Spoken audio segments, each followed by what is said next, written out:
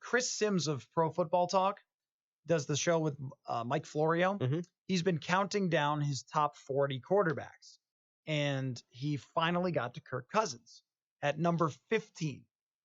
And I will tell you the quarterbacks that he rated Kirk Cousins just above, because there's some guys that we don't know yet. I mean, he throws Kyler Murray in there at 24th. Well, Kyler Murray could be 40th or 5th this year. I don't know. Right. And the same with Drew Lock, Dwayne Haskins. They're all below Kirk Cousins. The guys who are just below him at 16th is Nick Foles, 17 Baker Mayfield, 18 Derek Carr, 19 is Jared Goff, which is a super hot take.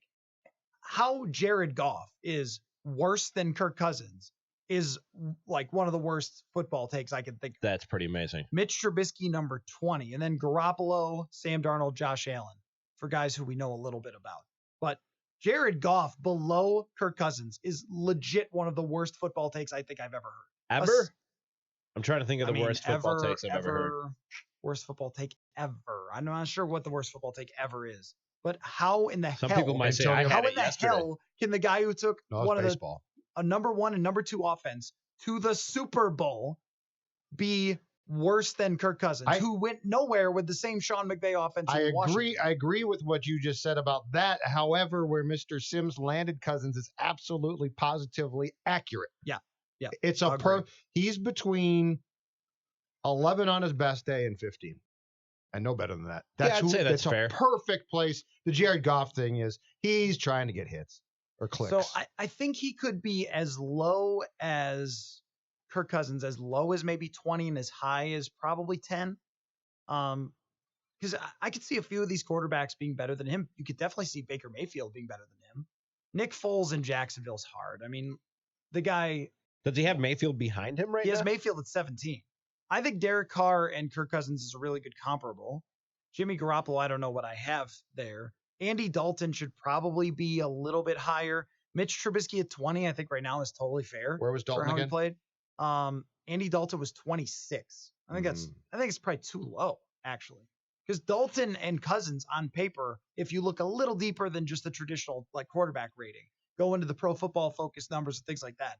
Andy Dalton, Kirk Cousins, Derek Carr have a lot of similarities. I did a piece after PFF put out its annual quarterback thing about the most similar quarterbacks to Kirk Cousins, and those were the guys who came up. And it's a lot of the same stuff. When they have great things around them, they can do it, but still kind of can't get over the hump. And when they don't, it's not very good. But to Jared Goff, you could say, oh, he had everything around him. Right. And went 11-4 and 13-3 and led the number 1 and number 2 offense in the NFL. That one's wild to me. That one, you're right. That one's an attention. Yeah, he's just trying to get hits. I don't blame him. But you think 15 is I'll fair? try it. I think 15 is fair. But if we're talking about the ceiling and the floor to me is probably a little even lower than 15. I mean, Sure. than 15. Oh, yeah. I think it's probably. No, I agree. 20. I think 20 is the floor, but I agree with Judd. I think you said, actually, I think he could be a top 10 quarterback if he's put in the right position with the right pieces around him and the right offense with the right blocking. If you prop him up right, I think he could put up top 10 quarterback production. For me, it's got to be everybody stays healthy and this offense works.